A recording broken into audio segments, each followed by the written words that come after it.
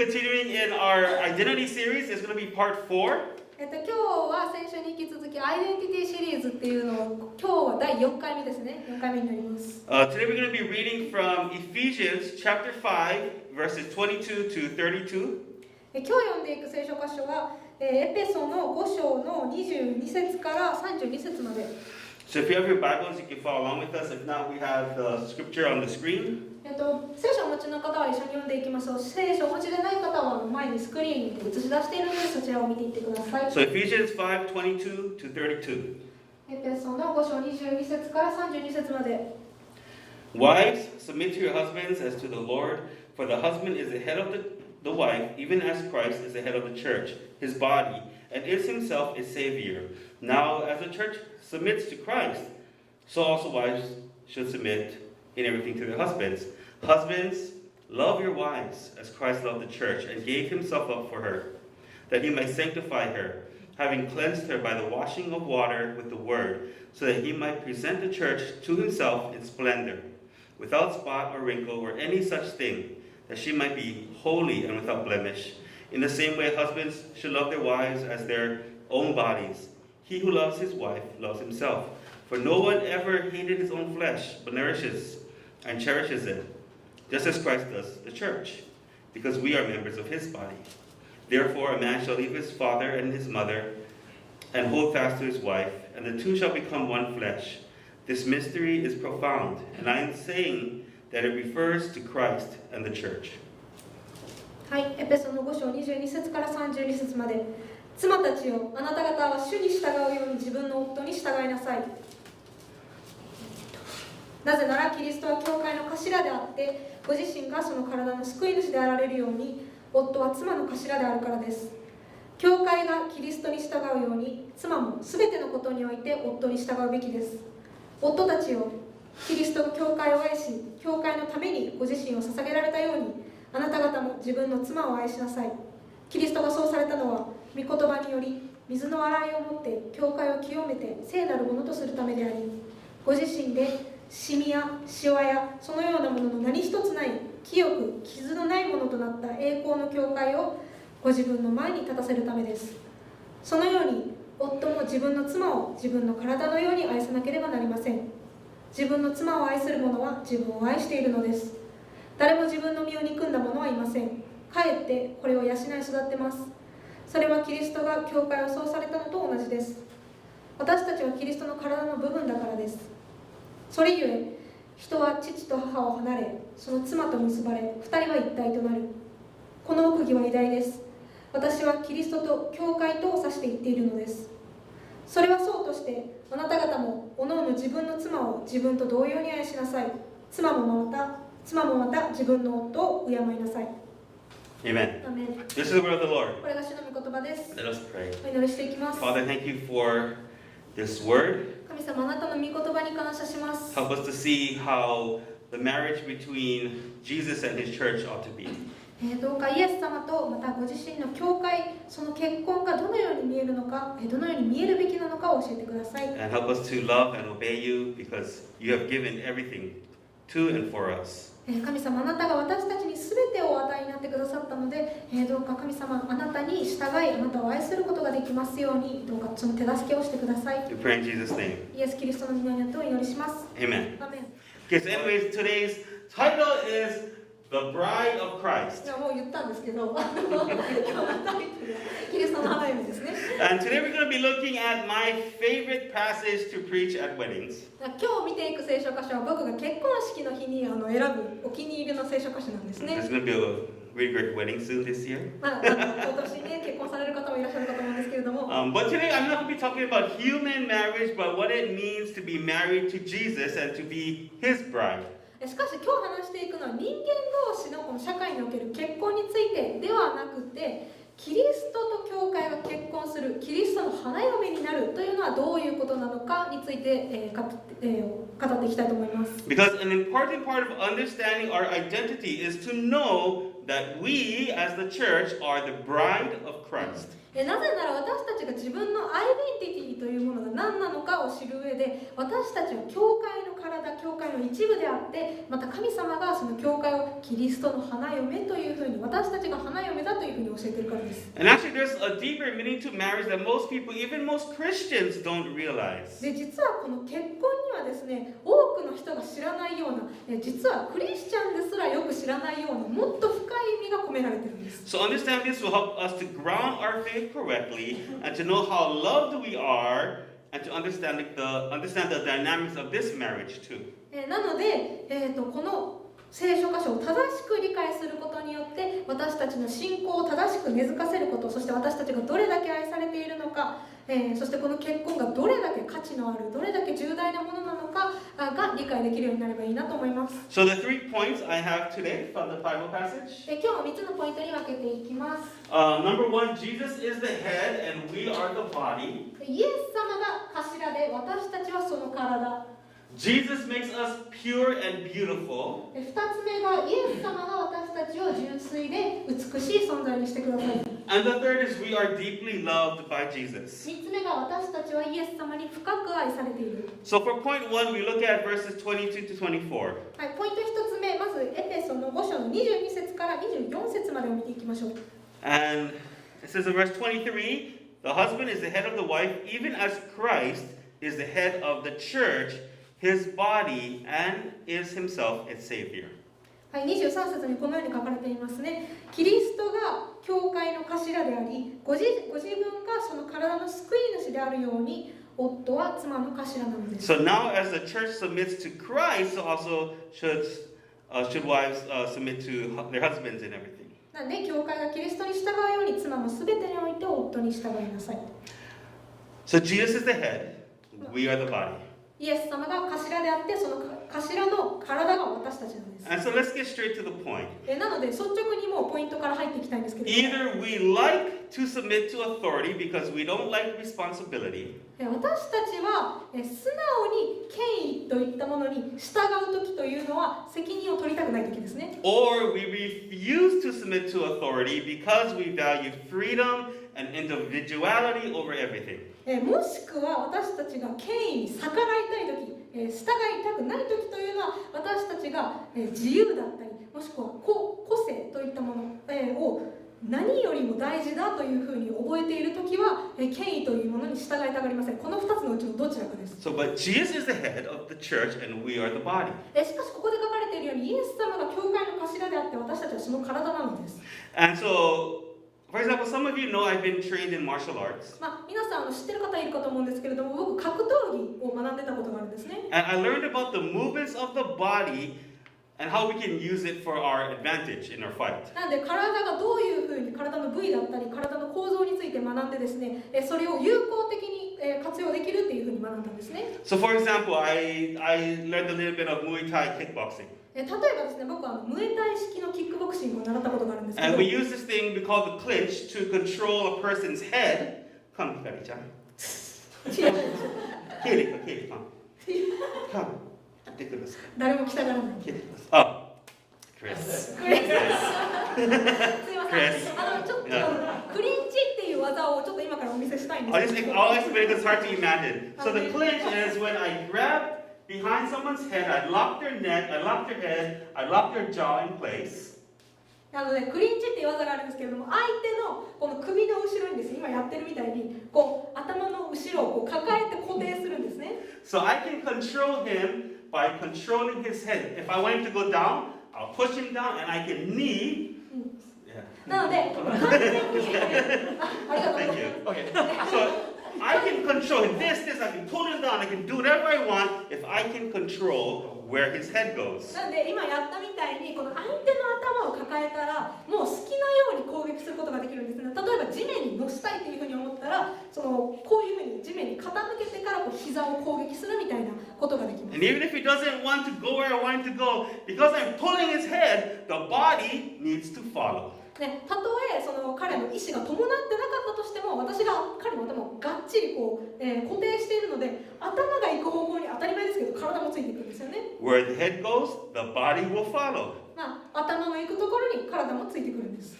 And Jesus is the head, and we are the body. So where Jesus goes, his body, us, we will follow. ということはつまりイエス様が頭であって私たちがその体なので、イエス様の行くところに私たちはついていくということになりますよね。 So let's just think about our own bodies right now. なのでちょっと自分の体の構造をこう考えてほしいんですけれども、 I have a test. Okay, see if you can do ち this. ょっとテストしてみたいんですけれども、 It's really easy, actually. めちゃくちゃ簡単です。 Okay, are you ready? 準備いいですか？ Raise your right hand. 右手を上げてください。 Some people don't know what is right, but at least you tried. 今 Thank you, put it down. Thank you. ありがとうございます。 So, how fast did you do it? Pretty fast, right? まあ右手を上げなさいって聞いてから右手を上げるまでにかかった時間はどれくらいでしょうか？ Right? Raise your hand. Huh. 右手上げてください。 So easy. 結 So, easy, 構 so 早い fast, 早いですよ right? ね。 Did your hand move on its own? まあ、右手が勝手に動いたんでしょ Think うか？ about it. 考えてみてください。右手が勝手に動いたんでしょうか？ No. 違いますよね。 Did your hand hear my voice and go up? で、右手が指示を聞くという機能があって勝手に上げたんでしょうか？違いますよね。 No. Check it What out. hurt it? What hurt it? 何が聞いたんでしょうか？ Okay. Your ear. ね、当たり前ですけど耳ですね。 It's 耳 not が an そ answer の指 question. 示を聞いたんですよ So ね。 my voice went into your ear, まあ、つまり僕が今右手を上げてくださいという指示があなたの耳を通して伝わって、 your brain turned my voice into information, making your muscles in your arm move in such a way that your hand is raised. それがあなたの脳に届いてそれを情報として分解してそれを脳が処理した上で右手の筋肉に指示を送ったわけですね。だから右手が上がったんです。 And if you actually study the whole body, it's really so complicated just to do this. で今はね簡単に説明したんですけれども、もし本当に体の構造だったり仕組みをめっちゃ詳しく調べようと思ったら今の過程はざっくり説明しただけであってもっと複雑な工程を通して右手が上がってるんです。 But you can do it instantly. でもすごく早かったですよね。 One reason is because you're not a baby. まあ一つなんでそんな早く上げられたかっていう理由のうちの一つはあなたが赤ん坊じゃないからっていうのが含まれます。 But it's so awesome how God created. You just hear something, you're like, boom, hand up, so fast, amazing. しかし神様がどれだけ私たちの体の構造を素晴らしく作ったかという証拠でもあります。すぐ聞いただけでそれを体にすぐ指示を送れるような体を与えてくださっているということで Because す。 what's in your head controls the body. あなたの頭の中にあるものがそのまま体に伝達されるんですね。 So I challenge you. なのでちょっと質問というか試練なんですけれども、 Try to raise your hand without thinking about it. 右手を考えずに頭を働かせずに右手を上げてみてください。 Try right now. どうぞ皆さんやってみてください。 You can't do it. 無理ですよね。考えずに上げるなんていうのは無理だと It's 思いま so amazing how God has made our body. す。神様が私たちの体をどのように作られたかを考えると本当に素晴らしいと思います。 And my point is, just as Jesus is our head and we are the body, his church, まあ、今言いたいのは神様が頭であって、その教会が神様の体である。 our physical body can only do what our head tells it to do unless it's broken or there's some problems. ということはつまり、私たちこの体というものは頭が考えたことしかできないということになります。その頭が壊れてたり、なんかの障害があったりとかっていうのを除いてですよ。 Maybe your body's broken or something. もしくは体がこう麻痺してるとかっていう特殊な状況はこう置いておいてです。 So we, as the church and Jesus' body, we do what Jesus tells us to do. ということはつまり私たちは教会、私たちはイエス様の体なのでイエス様が伝えたことしかできない、伝えたことにそのまま従うという構造になっているはずです。 So actually, as the church, we should be in complete submission to Jesus. ということは私たちはイエス様の体としてイエス様の考えたこと、イエス様の命じたことに完全に 100% 従うようにできている、本来ならできているはずです。 So going back to the arm thing. なのでちょっと右手を上げなさいっていうのにちょっと戻るんですけれども When you tried to raise your arm, did your arm start arguing with you and say, no, no, no, I don't want to go up? 右手をこう上げた時に右手がですねあなたに文句言ってきたことありますかちょっと右手上げたくないんですけどっていうふうに右手から文句言われたことありますか Don't tell me what to do. I do what I want to do. Put it in my pocket. 右手がですねいやあなたの言うことなんか聞きたくないですあなたの命令しないでくださいっていうふうに言ってこう右手を上げるっていう指示を出したのに右手をこう後ろに隠しちゃうみたいな No, it just, phew. そうじゃないですよね指示通り動きますよね See, but often, why do we find ourselves not being as good as God tells us to be? しかし私たちはよくこのように感じることがあります神様に命じられた通りに動くことができない神様がこれを、これが良いというふうに定めたのにそのように行えないということがあります We read the Bible, we know what's right and wrong, but somehow we kind of go against it, right? 私たちはこう聖書を通して神様が何が良いことで何が悪いことかを教えているにもかかわらず、よく、その神様の基準に逆らうといった行為に出ますね。Actually, maybe it's because something is broken inside of us. ということはつまり私たちの中に何らかの問題があるということです。Maybe we have some heart problems. 私たちの心の問題かもしれません。What could that be? それは何でしょうか The Bible calls it sin. 聖書はその心の問題を罪というふうに呼んでいます。And one way to describe sin is the lack of godly goodness in our hearts. 罪というものの状態、罪の状態がどのようなものかというと、神様の清さ、神様の正しさが心から欠けている状態のことを言います。And because we lack God's perfect goodness in our hearts, we do things that are not good. We call these things sin. 神様の完璧な清さ、神様の完璧な正しさというものが私たちの心から欠けているので、反対に罪深い行いをしてしまうんですね。この状態を罪というんです。And somehow we do things, we say things, or we even think things that are not pleasing to the Lord. この罪があるせいで私たちは、時として、やってはいけないこと、神様が喜ばれないことを言ったり、行ったり、もしくは頭の中で考えてしまったりするんです。And though we were created to be pure and beautiful, the sin in our hearts make us dirty and ugly. 神様が人間を最初にそもそも作られた時、人間を純粋で美しい存在というふうに作ったにもかかわらず、この罪というものが入ってきてしまったせいで、私たち人間は神の目から見て醜く汚れた汚れた存在になってしまったんです。I don't like to be ugly. I don't know if anybody else feels that same way.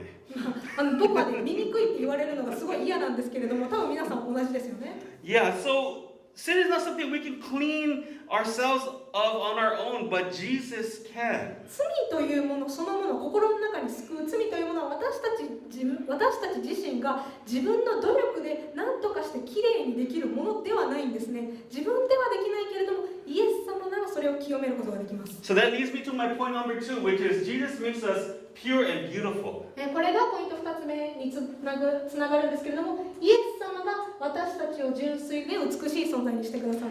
So do you know why you get angry at injustices or crimes? あなたがですね、不正を目の当たりにしたとき、もしくはこの犯罪行為を目の当たりにしたとき、あなたの心がこう怒りに満ち溢れるのは何ででしょう When か people are mistreated, you might feel anger. What are you doing to this person? もし誰かが、すごいひどい扱いを受けている、正しくない扱いを受けてたときに、なんでその人にそんなことができるんですかっていうふうに怒ったりしませんか How could you do this to someone? なんでこんなひどいことを誰かにすることができたんですかっていうふうに思いますよ You ね。 ever had that feeling before? I'm pretty sure we all have. こういう感情を持ったことありますか？おそらくここにいる全員持ったことあると思うんですけれども、 We feel that way because we actually hate it when people do evil things. 私たちがこのような感情を持つのは、なぜなら私たちは人々が邪悪な行いをしたときに、邪悪な行いを心の底から憎んでるから、そういう感情を持つんですよ And we ね。 especially hate it when people do evil things to the people we really love. そして特に自分にとって、かけがえのない存在、自分の愛している存在や人に対して誰かが邪悪な行いをしたとき、その時っていうのは心が憎しみで満ちると思います。 So we feel that way because in our hearts it's telling us that these people are dirty and what they did is dirty. なのでそういう怒りの感情、を持つことができるのは、あなたの心がこのように訴えかけてるからですね。今、神彼らのしたことは汚いことだし、彼らは汚い人間だっていうふうに心が判断してるし、心が訴えかけてるからです。And it may not even be a super serious thing. それがたとえ超大きいことでなかったとしてもですね。 But if you're a legalist type, しかしもしあなたがもし立法主義的な人間だとしたら、 whenever someone breaks the rules, you hate it. 誰でもルールを破った人間を見たらもうその瞬間にその人のことを嫌いになるんですね。 But maybe if you're a liberal type, then you just ignore it because you don't want anyone confronting you when you are doing the wrong thing. でも、逆に立法主義ではなくて自由主義的な人、からすると誰かが罪を犯していたとしてもそれに対してこう誰かに問いかけたり、責めたりはしないんですね。なぜなら自分が何か悪いことをした時に誰かから責められたくないという思いがあるからです。 And do you know why we experience guilt even when we don't get in trouble? そしてまた私たちが罪悪感というものを抱えるのはなぜでしょうか。たとえそれが誰にも見られてなかったとしても誰にもバレてなかったとしても罪悪感を感じるのはなぜでしょうか。 I'm sure we all had that experience as well. We did something we know we shouldn't do. We didn't get caught, but you feel a little bit bad about it. That's called guilt. これもまた皆さん絶対に一度は持ったことある感情だと思うんですね。やるべきことではないことをやってしまった。でも誰にもバレなかったけど心の中には罪悪感がある。 We feel the guilt because our heart is telling us, I'm dirty and I'm not supposed to be this way. 心がそのように罪悪感を持つのは、心があなたに訴えかけてるですからです、訴えかけてるからですね。いやあなたは汚いことをしたという、こんなことをこんな風に振る舞うべきではなかったというふうに心が、訴えかけてるからです。 So legalists, they will really beat themselves up for messing up or breaking their own rules. なので立法主義的な人からすると、ルールを破ってしまった時っていうのは本当に、めちゃくちゃに自分のことをひどく責めるんですね。 But even people who are kind of liberal, they cannot deny the guilt. しかし自由主義的な人、だとしても、自分を責めることはなくても罪悪感から逃れることはできないと思うんです。 That's why if you're a liberalist type, then you always find yourself justifying your actions or quickly becoming defensive when someone questions you. だから自由主義的な人っていうのは誰かがあなた間違ったことしたよねっていうふうに問いかけられたり責められたりすると、もうすぐに防御的な姿勢に入ってですね、自分のやったことを常に正当化する考えが頭にあったりするんですね。 So but actually, all of us, we have experienced both the anger against sin and the guilt for committing sin. ということはつまり私たち人間はみんな誰かが罪を犯した時に対する怒りというものも経験してますし、自分が罪を犯してしまった時の罪悪感というものも両方経験していると思います。 So we can acknowledge that there's so much dirtiness in the human heart. ということは私たち人間の心には、とんでもない汚さというものが存在するというものを、自覚していると思います。 So I was born and raised in Hawaii. ちょっと話になるんですけど、僕の話になるんですけれども、僕はハワイ出身なんですね。 And most Japanese have the image, beautiful Hawaii, nice beaches, some hula dancers or surfing.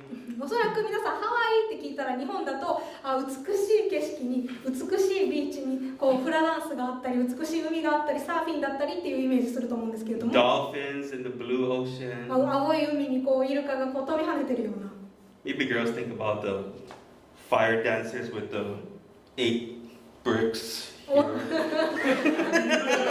の I 方 have は one. 女性の方はひょっとしたらねめっちゃ腹筋割れてる人のファイヤーダンスする男性陣を思い浮かべた方がいるかもしれませんね。僕は腹筋は1個しかないです。 But actually, as a kid, I lived in the ghettos of Hawaii. And yes, there are ghettos in Hawaii.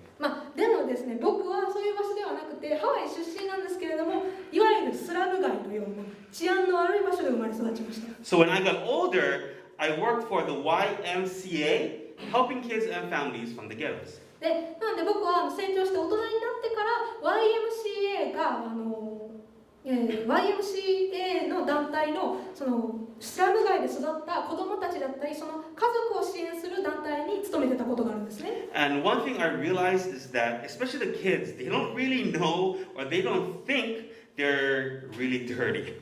一つそこで働いてて気づいたことがあるんですけれども、非常に面白かったのがそこにいるスラム街の子どもたちっていうのは自分がどれだけ汚いことをしてるかっていうのに全くもって気づいてないんですね。 Because they didn't understand that they were in poor living conditions because everyone around them was the same. そしてまた自分がどれだけ貧しい環境の中に、いるかっていうことすらも気づいてないんです。なぜなら周りみんながそういう感じだからですね。 And so it wasn't until someone shows them or until they get out of the ghetto and meet other people that they can realize what they're living in. なので、そのスラム街の子どもたちに、どうあるべきかということを誰かが教えるまで、もしくはスラム街の子どもたちがその町から出て行って初めて、やってはいけないこと、自分の汚さというもの、どんな環境の中にいたかということに初めて気づけるんです。 So actually, as sinners, it's the exact same thing. そしてまた罪人の概念にも全くもって同じことが言えるんですね。 See, I've never met anyone that says, I am perfect. 僕は人生の中で私は完璧ですっていう人にはお会いしたことがないんですけれども、 But most people don't think they're spiritually dirty or they don't think that they're really bad. でもおそらく多くの人が、今まで会ってきた多くの人がそこまで悪い人ではない、霊的にそんな汚らわしい存在ではないというふうに、そこまで悪い人間じゃないよっていうふうに思っている人が多くいるんです。 Because maybe they're living fairly good lives. なぜなら多くの人が、ある程度いい暮らしをしてるからですよ They ね。 could be successful in business, they could have lots of friends. ビジネスで成功してたり、もしくは友達がたくさんいたり。 And so when sinners compare themselves with each other, they feel maybe I'm a little bit cleaner than this guy, maybe not as much as that guy, but I'm pretty good. なので罪人同士がお互いに比べ合うとどういうことが起こるかというと、いや確かにあの人ほど綺麗ではないけどそこまで悪くないとか、もしくはあの人よりかは自分はマシだよねっていうふうに考えたりするんです。 Or if I compare, I'm pretty normal. もしくは比較してみて、いや自分って結構普通じゃないのかなって思ったり。 The problem is when we compare ourselves to how God created us to be, we are too dirty. しかし神様が本来人間をどのように作ったのか、人間はどうあるべきなのかというその基準を見て自分たちを比べてしまうと、私たちは完璧から程遠い存在だということが分かります。 I'm reminded of this Bible verse from Jeremiah 17:9. この聖書箇所がそのことを思い起こしてくれるんですけれども、エレミヤの17章9節ですね。 The heart is deceitful above all things and desperately sick. Who can understand it? エレミヤの17章9節、人の心は何よりもねじ曲がっている。それは癒しがたい。誰がそれを知り尽くすことができるだろうか。 When I first read this when I was young, I thought, no, that's not me. 僕がね、若い頃に初めてこの聖書箇所を読んだ時は、いや、僕そんなに悪い人間じゃないと思うけどなっていうふうに考えまし I'm た。 not that bad. Come on. そこまで最悪じゃないよっていうふうに思いました。 That's how deceitful our heart is to ourselves. これがですね、どれだけねじ曲がってるかっていうのも証明してますね。 Because the Bible says our hearts is dirty. God says, when I see you, it's dirty. I know everything in your heart. 神様が人間の心を見たときに、それは汚いっていうふうに言ってるんですね。もう汚さでいっぱいなんです。 We need to be clean. なんで神様は全てを見通すことができるので、それを汚いものをきれいにしなくてはいけないんで But す。 we cannot do it ourselves. しかし自分たちの努力ではどうにもなりませんね。 It's okay because Jesus can. しかし大丈夫なんです。なぜなら私たちにはできなくてもイエス様ならそれを清めることができるからです。 Ephesians 5:25 says, Husband, love your wives as Christ loved the church and gave himself up for her so that he might sanctify her, having cleansed her by the washing of water with the word, so that he might present the church to himself in splendor, without spot or wrinkle or any such thing, that she might be holy and without blemish. エペソの5章25節から27節まで、夫たちよ、キリストが教会を愛し、教会のためにご自分を捧げられたように、あなた方も妻を愛しなさい。キリストがそうされたのは、御言葉により水の洗いをもって教会を清めて聖なるものとするためであり、ご自分でシミやシワやそのようなものが何一つない聖なるもの、傷のないものとなった栄光の教会をご自分の前に立たせるためです。 So we see that Jesus is the husband of the church and he came to give himself up for her. でここに書いてあるように、イエス様がキリストが教会に対しての夫なんですね。そしてこの妻、教会のために自分を捧げに来られたんです。 Jesus died for his bride. キリストの花嫁、教会のためにご自分の命まで捧げたんです。So he could take away her sins and making her clean and taking her spiritual filth away. それは教会を洗うためでした。教会から汚れというものを取り去って完全に純粋で聖なるもの、傷のないものにするためでした。And so she, the bride of Christ, which is us, we are made to be without spot or wrinkle. なので、キリストの教会、キリストの花嫁、私たちですね。私たちがシミやシワやそのようなものが何一つない存在にするために、イエス様はご自分を捧げたんです。It says that we are holy without blemish. 聖書に書かれてあるように、聖なるもので傷のないものとなったというふうに書かれています。This means we are pure and we are beautiful in the sight of God because of Jesus. ということはつまりイエス様のおかげで神様の目から見たキリストの花嫁、私たちというものは、完全に純粋で美しい存在だということです。But we see, when we read it carefully, it says he did it for himself. しかしこの聖書箇所を注目していただきたいんですけれども、それはご自分の前に立たせるためというふうに書いてあります。ご自分のためにやったということです。So that his bride may be presented as beautiful as she can possibly be. なのでその教会が、もう美しい、できる限り美しくまた純粋であるようにするためでした。So, on the wedding day when people get married. 結婚式を思い浮かべてほしいんですけれども、人が結婚する時ですよね。When the bride puts on her wedding dress. 花嫁がウェディングドレスを身につける時、She wants everything to be perfect. すべてを自分の理想通りにしたいというふうに思ってるはずです。No wrinkles. ドレスにシワとかがあってほしくないですし、No stain spots. 汚れとかシミとかついてほしくないですよね。Right? そうですよね。ウェディングドレスにね、そんなものがあったら嫌ですよね。Right, Shoko? Right? そうですよね。And I hate to tell you the truth. ちょっと真実を言うのは心苦しいんですけれども、No one really cares or talks about what the groom wears. It's just a suit. 正直に言うと新郎が何着てるなんかなんて誰も気にしてないし、誰も見てないですよね。Sorry, guys. ごめんなさいね、ちょっと男性陣 Maybe the wife, but that's the most important thing, right? 男性陣には申し訳ないですけれども、みんな多分奥さんの方に注目してると思うんですね。 See, no one goes like in the party and says, "Oh, look at his suit. It's so cool." Like, yeah. No one talks about that.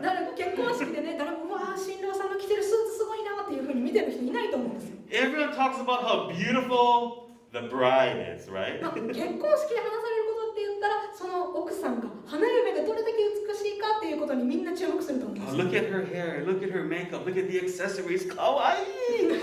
女性陣からしたらその髪型だったり、そのメイクだったり、そのドレス姿を見てわ可愛いっていう風にそっちに注目してますよね。 Look at her smile. She's like glowing. It's so amazing. 彼女の笑顔を見てよ、すごい光り輝いてるよねっていうの、そっちに注目してますよね。 And the wedding day is a day that people see her as especially beautiful. なので結婚式っていうのはその奥さんが、その花嫁が特に美しい日なんですね。 And Jesus purifies his bride and makes us beautiful. そして、その、美しいのであるように、キリストもイエス様も私たちをその日に、最も美しく最も純粋な存在にしてくださるんです。 It's his glory for the world to see his bride and say how beautiful she is. なので世界が目の当たりにする上でキリストの花嫁がどれだけ美しいか、どれだけ純粋か、ということを、人々が目の当たりにする、それが神様の栄光なんです。 And Jesus is preparing us for the day he comes back to bring us to be with him forever. It's going to be just like a wedding day. なのでイエス様が2度目にこの地球上に帰ってこられる時、それは私たちを、今住んでいるところに連れて帰るため、その準備をしているということですね。 I don't know if you read magazines or go on the internet. 皆さんネットだったりとか雑誌でこう見たことあるかもしれないんですけれども、But we often see like captions like the most beautiful bride in the world. 世界で最も美しい花嫁みたいなタイトルでこうたまに特集が組まれてたりするじゃないですか。 Especially if you're getting ready for marriage, looking at all the bride's pictures. Oh, どんな感じいいかな? 特にね、自分が結婚するってなったら花嫁の特集ページとかすごいいっぱい読むと思うんですよ。 But there can be no argument when it's said that the most beautiful bride in the world is the bride of Jesus Christ. しかし断言できるのはこの世で最も美しい花嫁、それが誰かっていうのはキリストの花嫁に他ならないということです。 His church. 彼の教会です。 That's us. つまりこれは私たちですね。 Hallelujah. ハレルヤ。 Last point, point number 3. ポイント3つ目、最後ですね。 We are deeply loved by Jesus. 私たちはイエス様に深く愛されているんです。 It comes from verses 28 to 31. 該当するのは5章の28節から32節までです。 In the same way, husbands should love their wives as their own bodies. He who loves his wife loves himself. 同様に夫たちも自分の妻を自分の体のように愛さなければなりません。自分の妻を愛する人は自分自身を愛しているのです。 For no one ever hated his own flesh, but nourishes and cherishes it, just as Christ does the church, because we are members of his body. Therefore, a man shall leave his father and mother, hold fast to his wife, the two shall become one flesh. This mystery is profound. I am saying that it refers to Christ and the church. 未だかつて自分の身を憎んだ人はいません。むしろそれを養い育てます。キリストの教会に対してそのようになさるのです。私たちはキリストの体の部分だからです。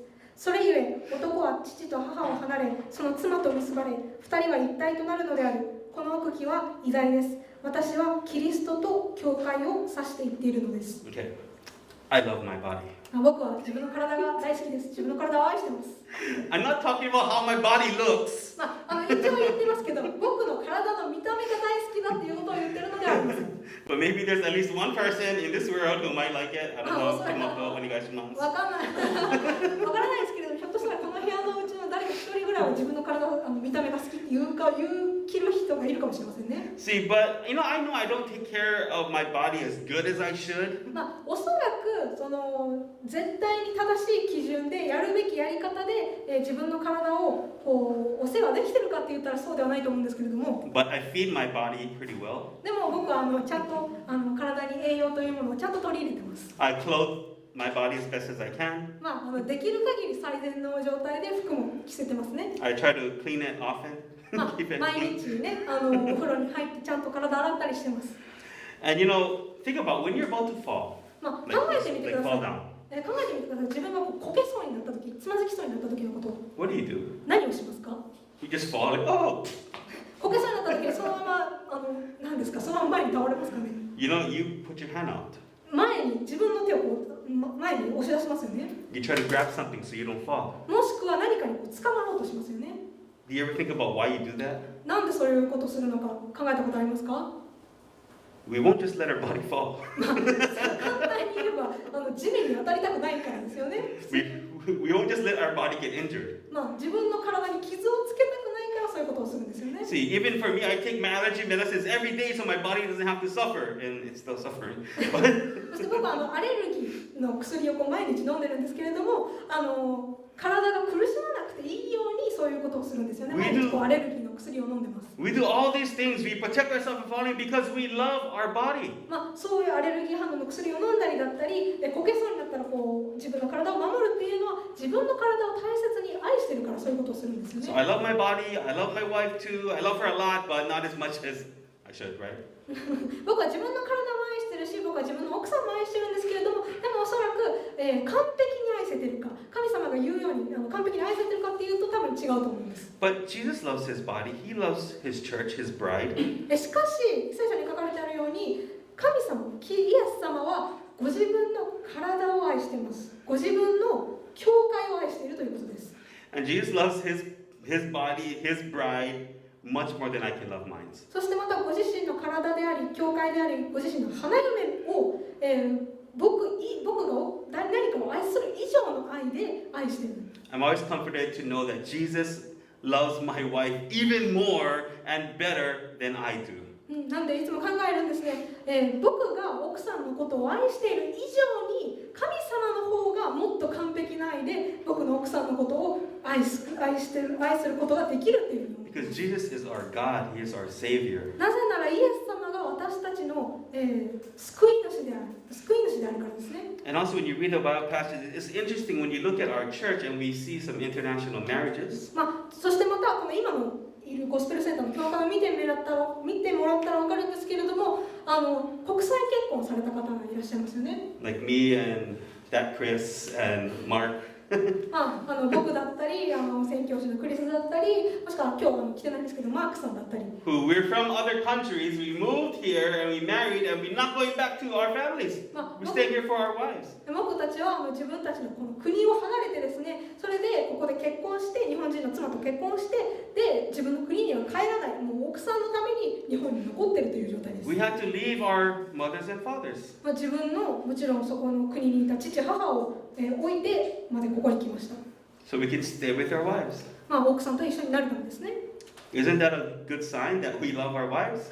ということはここ自分の父母を離れて国を離れてまでここにいるということは私たちが奥さんを愛しているという偉大な証拠ではないでしょうか Remember, it says it's all about Jesus and His church, right? これは全てイエス様とそしてその教会についての話でしたよね Jesus is from heaven. He left heaven. He came to this world to bring salvation to us. 考えてみてくださいイエス様はもともとどこにいたのかということですイエス様はもともと天にいらっしゃったんですねそこの天を離れてまで天を捨ててまでこの地球上に人となってわざわざ来られて私たちを救うために来られたということです On the cross, He cried those famous words, my God, why have you forsaken me? 十字架での有名なイエス様の言葉がありますね、神よ神よなぜ私をお見捨てになられたのですかという言葉です And at any moment, He could have been like, you know what? Screw this. I'm getting off of this cross. I'm going back home. イエス様はねこういう選択肢もあったと思うんですよいや十字架にかかるなんてもうやめたっていうふうに言ってもこの人たちなんてどうでもいいやもう家に帰るっていうことも言うこともできたと思います But He stayed. でもそうはしなかったんですね And on the cross, He was finalizing the new covenant. その十字架の上でイエス様は人間と新しい契約を結ぼうとしてたんです He was making like our marriage certificate. その契約というのはまるで結婚証明書のようなものです And this has all happened moments before He breathed His last breath. そしてこれが起きたのはイエス様が十字架の上で引き取る以前のことです He was willing to take rejection from His Father because He became the man that took sin upon Himself. イエス様は私たちを救うためにご自分である父ご自分の父神である方から拒絶されてでも拒絶されるような存在つまりそれは私たちの罪の身代わりになるということですそうなってでもその救いを引き受けたんです This is a real man. ということはそれは本当にもう本当に男らしいことですよね Jesus was the manliest of men. 男の中の男と言っても過言ではないと思いま But す He was kind and He was gentle. しかしイエス様は優しく親切なお方だったんで He す cried for His people. イエス様はご自分の民のために泣かれるお方です And He laid His life down for His bride. そしてご自分の花嫁のためにご自分の教会のために自分の命を捧げるお方です You know, I realize you might be thinking, so like, okay, but where is He right now? Like He's not here with us, right? でもちょっと考えるんですねじゃあイエス様は今どこにいるの今この瞬間は一緒にはいないよねっていうふうに考えるんですけど But He said He went back to heaven to prepare a place for us. しかしイエス様は十字架からかかられた後天国に行きましたねそしてその場所天国で私たちのための場所を用意するというふうにおっしゃられま And した actually, this is a very Jewish thing to do. They would get engaged, the husband would go, he'd make the place and come back for his bride. そしてこれは実はすごいユダヤ人の結婚式の慣習なんですねというのは、新郎新婦結婚じゃないな何て言ったら婚約した時に、ユダヤ人の夫がその妻を置いて妻になる、存在ですねを置いて一旦戻って、その妻の場所というものをちゃんと整えてからもう一回戻ってくるというのがユダヤ人の結婚式の慣習なんです That's what He's doing right now. なのでこれを今イエス様が現在進行形でやってらっしゃるんです So in the meantime, while He's gone, He said He's going to send His Holy Spirit to live in us. なのでイエス様が天国に帰られてもう一度この地球上に帰ってこられるその時までイエス様は私たちに聖霊というものを私たちの心の中に送ってくださいました So through the Spirit, He gives us strength and He encourages us, He guides us, and He continues to cleanse us. なのでこの聖霊を通して私たちを清め私たちを導きどのように過ごすべきかを教えてくださるんですね So to finish up, we are the bride of Christ. なのでまとめるとですね私たちはキリストの花嫁なんです I'm not saying that as men, like men, we're not supposed to be girls and be, I'm a bride. 一応言っておきますけれども勘違いないように言っておくと別別にクリスチャンの男性がこの花嫁で実は女の子だったみたいな話をしてるわけではないです。 What this means is it's not about individualism, it's about the church. We are his bride. なんで一人一人個人が花嫁だっていう話をしているのではなくてですね、神様の目から見て教会というこのコミュニティ、この団体全てを指してキリストの花嫁って言ってるんです。 He's the head, we are the body. イエス様がその頭であり、私たちがその体です。 And as his body, we submit to him and we follow him. なので私たちはイエス様の体の一部なので、私たちはイエス様に従い、イエス様の命令に従順に従うんです。 So finally, one day where our head is, Jesus, our body, his body, us, will be with him too. そしていつの日か必ず頭であるイエス様が体である私たちを迎えに来られる日、一緒になれる日というものが来ます。 And the reason is because he loves us so deeply. その理由というものは私たちのことを深く心から愛されているから迎えに来られるのです。 Amen. アーメン。 Let's pray. お祈りしていきます。 Jesus, thank you for loving us so much. 神様、あなたが私たちのことを本当に愛してくださっていることに感謝します。 And as we learn today, you are the head and we are the body. 今日学んだ通りですけれども、神様、あなたが頭であって私たちはその体です。 You are the groom, we are the bride. あなたが新郎であり、私たちが新婦です。 And you gave your life for us.